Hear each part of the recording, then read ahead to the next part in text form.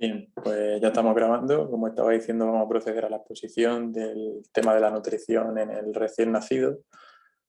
Primeramente vamos a presentar un índice donde hay que aclarar que vamos a diferenciar, digamos, dos etapas distintas, donde una correspondería al recién nacido, a la etapa de los 0 a 1 años, y posteriormente ahondaremos un poco más en la etapa de la primera infancia, en torno a los 1 o 3 años.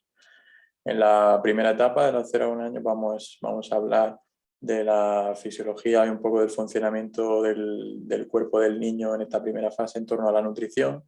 También, obviamente, de sus necesidades nutricionales y los requerimientos que necesitan en esta etapa de la vida tan importante. Vamos a hablar también un poquito de la lactancia materna y de sus beneficios y lo que supone para el bebé, además de algunas recomendaciones en cuanto a la nutrición para aprender un poquito de esta etapa y mejorar un poco en la nutrición de estos niños. Al igual que en la primera infancia, también vamos a hablar un poco de las características que tienen estos niños en la nutrición, cambios también que puede suponer esta etapa en cuanto a comportamiento alimentario, donde ya entran también en juego factores más psicológicos, también necesidades nutricionales que tienen y, por último, también recomendaciones y algunos factores de riesgo en cuanto a la nutrición. Como ya hemos dicho, primero vamos a hablar de la etapa de 0 a 1 años. Aquí, en cuanto a un poco la fisionomía del cuerpo humano en esta etapa, o hablando un poquito en distintos aparatos y órganos del cuerpo, primeramente en la boca, digamos que aquí tendría una función de succión, ya que la dentición aquí, pues evidentemente no está aún formada y lo único que pueden hacer los niños es succionar. Por lo tanto, aquí la masticación no aparece hasta los 6-7 meses y también la creación de la saliva también es escasa en los primeros meses hasta la formación de las glándulas salivares. En cuanto al estómago, pues como ya hemos dicho también, el estómago y el intestino delgado, todo el proceso digestivo está poco desarrollado, por lo que los movimientos aquí peristálticos van a ser muy débiles, al igual que la producción por parte del estómago de esos ácidos, de los ácidos gástricos, también va a ser baja en los primeros meses de vida. También va a haber, pues, por lo tanto, un tránsito intestinal rápido y una baja absorción o un bajo desarrollo de los nutrientes y una baja absorbancia por parte del intestino de ellos. Además, aquí las heces también dependen bastante del tipo de lactancia y de ingesta que tengan. Digamos que en el caso de la lactancia materna van a ser unas heces más cuantiosas, más numerosas, de un color también un amarillo más fuerte, un amarillo más claro. Y en cuanto a la lactancia artificial, se caracterizan por ser unas heces más escasas, más duras, pero también más fétidas, que huelen un poquito peor. También la digestión va a variar según el tipo de lactancia que reciban, ya que en la lactancia artificial pues va a ir la digestión en torno a las 2 o 3 horas y en la artificial se va a ir a las 3-4 horas. Ya hablando de un poco de las necesidades nutricionales que van a tener estos niños, primeramente hablando del agua, como vemos aquí, una necesidad de en torno a los 150 mililitros por kilo por día. Esto se puede traducir, pues, que si en estas edades lo normal es que un niño pese en torno a los 5, 6, 7 kilos como mucho, pues estaríamos hablando de en torno a los 700, 800 mililitros por día que necesitan de agua, que principalmente van a consumir, pues, por lactancia, ya sea artificial o materna. Y como vemos también, pues hay factores que pueden intervenir en la ingesta de líquidos porque pueden hacer que pierdan estas cantidades de agua, ya sea por una temperatura alta, la consistencia de las heces también, o el agua que acumulen estas heces y que se pierda por este método, también mediante la orina o también algunos procesos endógenos relacionados con la alimentación. También la composición corporal del agua es mayor en los niños que en los adultos, por eso también necesitan unas cantidades de agua también respecto a su masa superiores que en el adulto.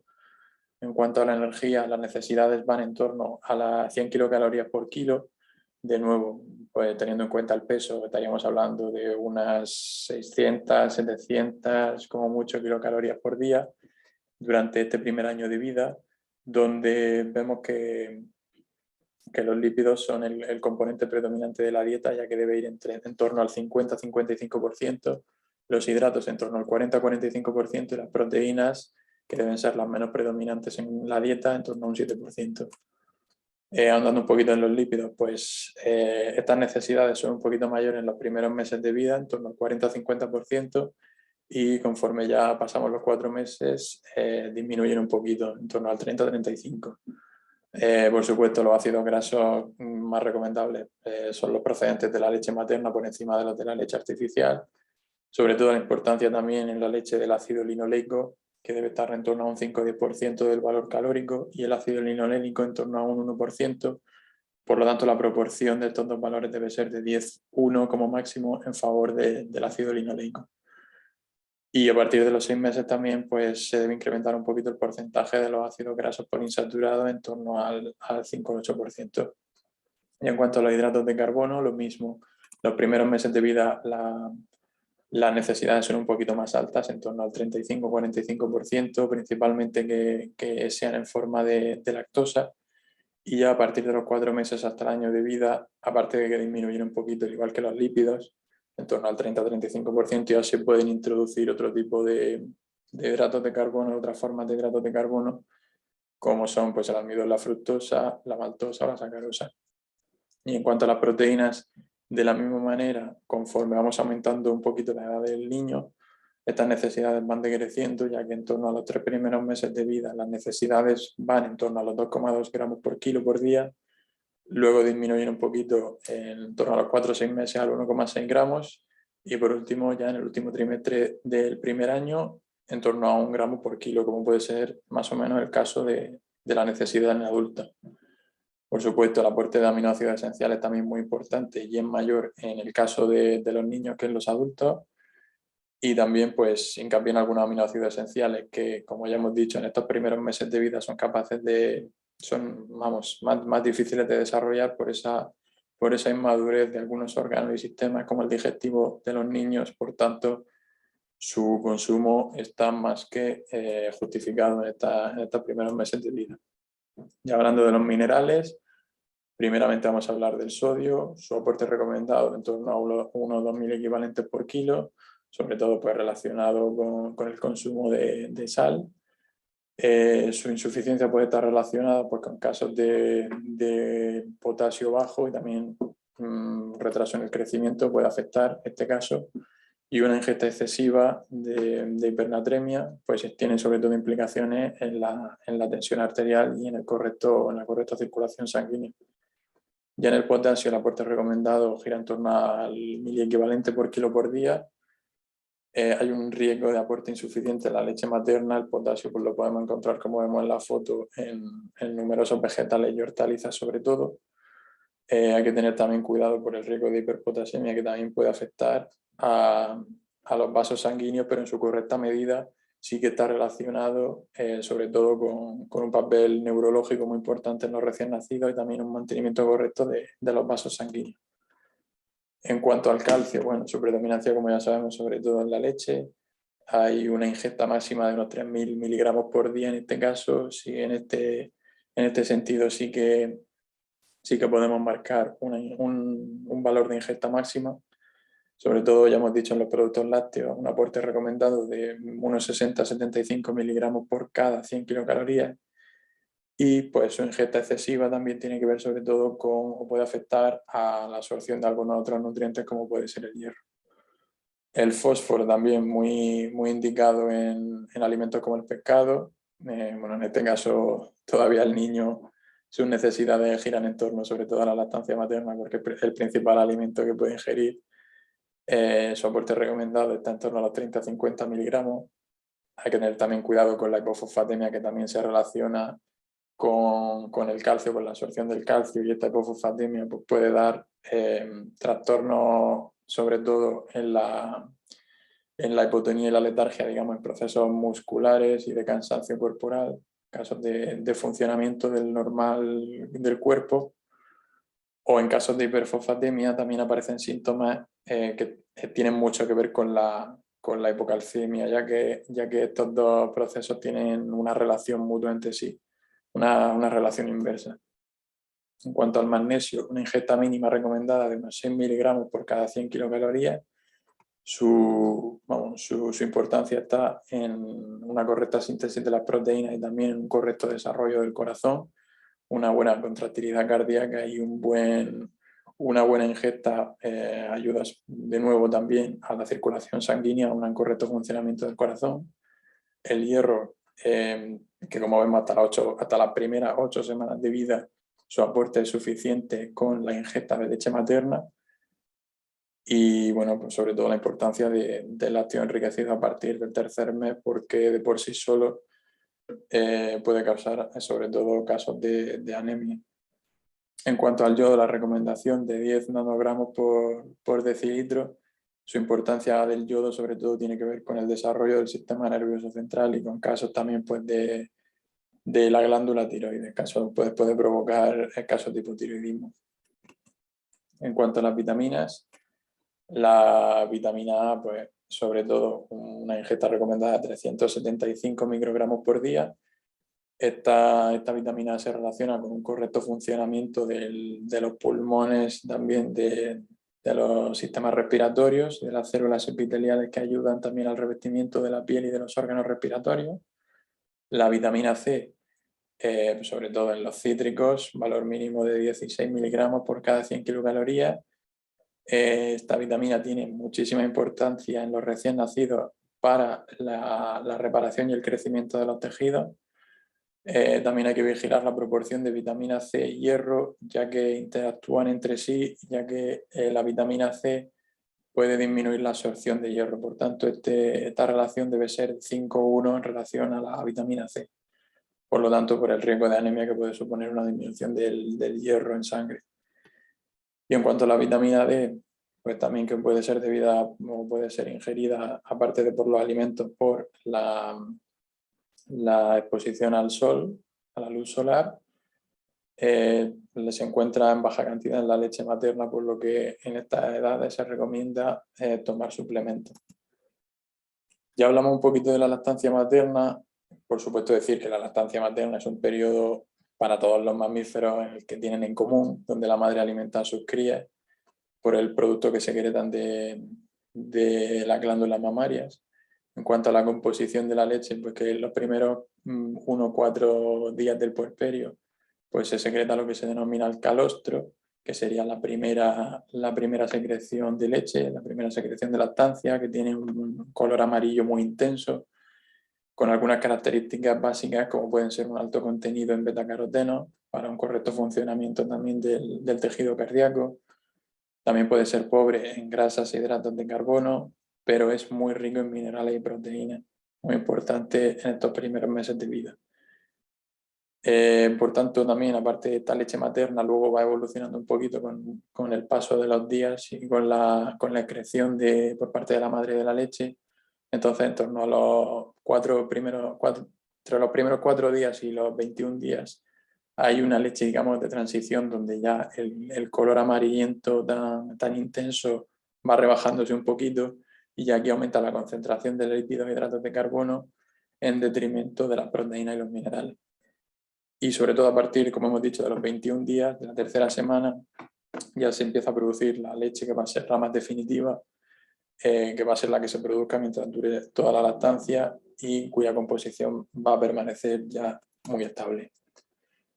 Algunas ventajas que puede tener la lactancia materna, aunque ya en la sociedad creo que estamos muy concienciados del uso de la lactancia materna y de los beneficios que puede tener en los recién nacidos, pero podemos decir que es, pues sin lugar a dudas, la mejor alternativa para el niño en los primeros meses de vida, que nutricionalmente supera cualquier alternativa, sobre todo como su principal por llamarlo de alguna manera, combatiente o participante, como puede ser la fórmula de leche artificial, es bacteriológicamente segura, ya que puede haber muchas dudas de por qué proviene de la madre, al no ser tratada, puede contener mucho contenido en bacterias, pero para nada, es muy segura. También contiene factores de crecimiento inmunológico. Su uso también o su ingesta reduce la prevalencia de sobrepeso o obesidad en etapas posteriores del niño, lo previene. También tiene un efecto protector, al igual que en el sobrepeso y en la obesidad, en enfermedades como la diabetes o otro tipo de enfermedades, sobre todo relacionadas con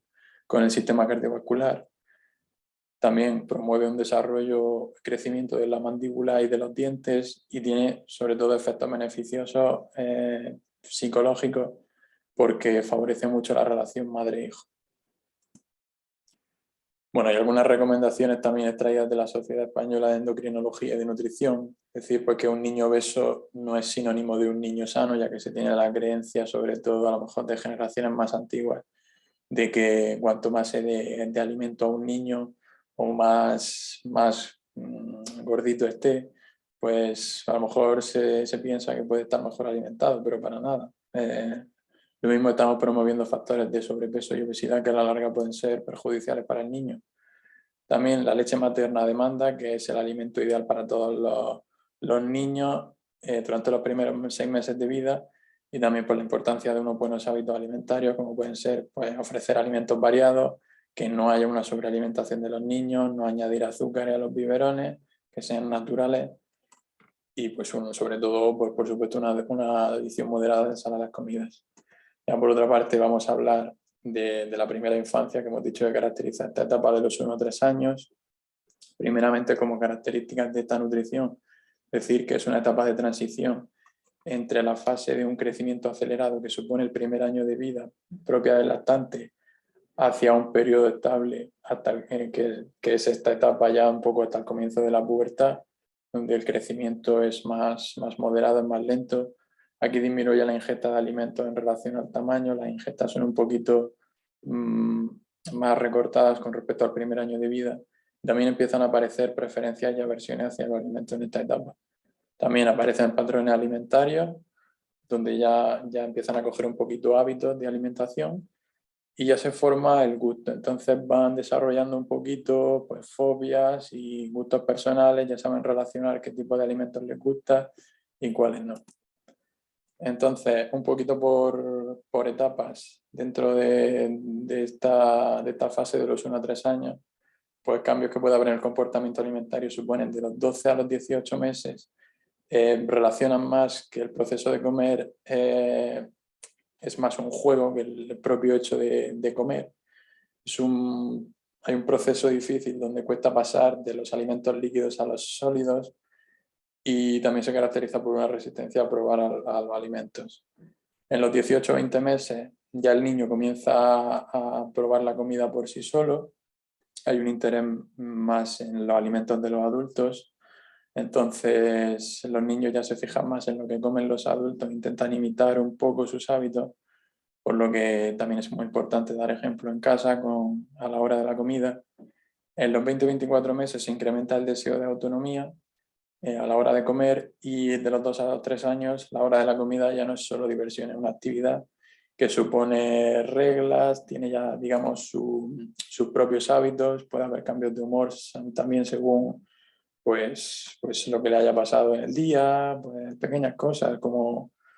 cambios de humor que puedan suponer el tipo de comida que se le pone, entonces hay que tener unos buenos hábitos y un buen desarrollo. En cuanto a las necesidades nutricionales, al igual que hemos hecho en el niño de 0 a 1 año, pues decir que la energía aquí también gira en torno a los 100 kilocalorías por kilogramo, lo que supone aproximadamente, pues teniendo en cuenta los pesos que pueden llegar a alcanzar, unas 1250 kilocalorías por gramo. La proteína, pues ya vemos aquí en cuanto a los grupos, las proteínas deben ir en torno a los 5-20 gramos al día, los lípidos en torno a los 30-40 y los hidratos de carbono suponen el 45-65 gramos. De nuevo, los hidratos de carbono pues, deben ser los predominantes en la dieta del niño. En cuanto a las proteínas, pues es un elemento esencial, de nuevo, para la reparación de los tejidos y del músculo, también un elemento muy importante para el desarrollo del crecimiento en el niño. Aquí también sus necesidades aumentan a lo largo de la etapa, llegando, como hemos dicho, en torno a los 20 gramos al día. Son muy importantes las necesidades de proteína, igual que en el recién nacido. En cuanto a los lípidos también, pues sus recomendaciones de aporte debe haber sobre todo una ingesta en forma de ácidos grasos monoinsaturados y poliinsaturados, con respecto a forma de los ácidos grasos saturados. Los ácidos grasos saturados, como bien ya sabemos, son los que provienen pues, de las grasas saturadas, de las grasas refinadas, como pueden ser pues, la bollería, productos industriales, productos ultracongelados, ya de comida rápida, todo este tipo de comida, pues son el tipo de grasas que más debemos evitar, pues principalmente que provengan pues sobre todo en forma de pescado, de aceite de oliva, productos como por ejemplo vemos en la foto de verduras como el aguacate. Por tanto, además la relación que debe haber entre omega 6 y omega 3 debe ser de 10:1, sobre todo predominando el omega 6. Y en cuanto a ácidos grasos esenciales, pues de nuevo, como hemos visto en la primera etapa del recién nacido, las necesidades de linoleico deben ser mucho mayores, también con una proporción en torno al 10:1 a favor del linoleico. Ya hablando también de las vitaminas, pues, por supuesto, como hemos visto antes, el calcio, una ingesta recomendada de 800 miligramos, su predominancia sobre todo en forma de productos lácteos, intentando evitar pues, los quesos, sobre todo que sean muy grasos. De nuevo, importancia pues, en el correcto crecimiento y en la formación de los huesos y los dientes, por lo tanto es una vitamina fundamental en el desarrollo y el crecimiento de los niños. El hierro, un reporte recomendado de 9 miligramos al día. El hierro pues, sobre todo lo podemos ingerir en forma de carne, también de legumbres o de otros productos ya del tipo vegetal, aparte de legumbres como la soja. También debe haber una importancia en las tasas, bueno, me refiero que supone una importancia en las tasas de la hemoglobina también y de la cantidad de oxígeno que los glóbulos rojos pues, transportan hacia los distintos órganos y tejidos, lo que supone pues, una mejor oxigenación y una buena nutrición de estos órganos para un correcto funcionamiento. En cuanto al zinc, las recomendaciones de 10 miligramos por día, pues de nuevo, sobre todo en forma de pescado, importancia en el crecimiento, en el desarrollo neuroconductual y psicomotor, por lo tanto tiene una gran relación con los aspectos neurológicos en el niño y su correcta formación. La vitamina D, pues también quizá haga falta una suplementación en este tipo de vitaminas, ya que a lo mejor suele ser un tipo de vitamina que puede escasear en esta etapa. Y al igual que en el adulto incluso puede ser también escasa la ingesta. Su déficit pues, puede estar relacionado con infecciones, con procesos de diabetes, de obesidad, de asma, sobre todo de enfermedades también autoinmunes. Principal indicador medible de vitamina D es el 25 hidroxicolecalcífero, con valores suficientes que deben ir por encima de los 20 nanogramos por mililitro. Bueno, aquí también vemos una tabla con diferentes vitaminas, un poco sus necesidades diarias. Ya en cuanto a los factores de riesgo que pueda haber en la alimentación de estos niños, pues sobre todo los procesos que más se dan son una ingesta excesiva de alimentos proteicos, que puede suponer pues, un exceso del componente nitrogenado en el cuerpo, que puede acabar afectando en procesos pues, de insuficiencia, pero bueno, aquí en este caso tampoco vamos a inducir mucho en eso, simplemente que hay un exceso de ingesta proteica en los niños, también una ingesta excesiva de grasa saturada de colesterol, ya que a lo mejor los padres pues tienden un poco más a recurrir a alimentos más fáciles de preparar y a lo mejor no tienen tanto tiempo, no le dedican tanto tiempo a la comida, pues se acaba recurriendo a los típicos alimentos rápidos, como hemos dicho antes, más denominados basura, que son los más ricos en ácidos grasos saturados y colesterol. También hay una ingesta excesiva de lácteos y derivados, que puede provocar un exceso de calcificación de los huesos.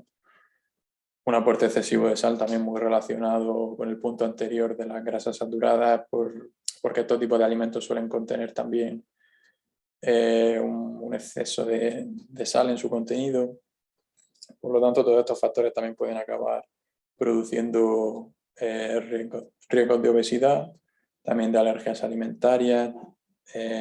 también una precaución en la caries dental, sobre todo una correcta higiene dental, también es muy importante pues, en estas etapas que a lo mejor los niños no se preocupan tanto, no tienen tan desarrollado ese factor, pues la higiene dental, inculcarle ese hábito de cepillarse los dientes 3 veces al día. Puede haber también procesos de intolerancia a la lactosa, que en esta etapa es muy común, y un déficit de hierro, como ya hemos dicho anteriormente también al hablar de las vitaminas y los minerales. Por último, en cuanto a las recomendaciones que se pueden hacer en esta etapa de la vida, pues sobre todo dar ejemplo a los niños, como hemos dicho también al principio de esta fase, pues fomentando en casa unas actitudes alimentarias muy variadas y de calidad, donde los adultos y los padres tienen que dar ejemplo a la hora de la comida. También hay que tener mucho cuidado con las conductas alimentarias caprichosas, ya que a lo mejor para contentar muchas veces a los niños recurrimos a darle golosinas o chuches que luego acaban pues creando estas conductas alimentarias caprichosas por las que pueden coger rabietas o enfados si no se les da. También hay que tener muy controladas, por ejemplo, las comidas en guardería o fuera de casa, ya que normalmente si el niño come en la guardería solemos descuidar este aspecto,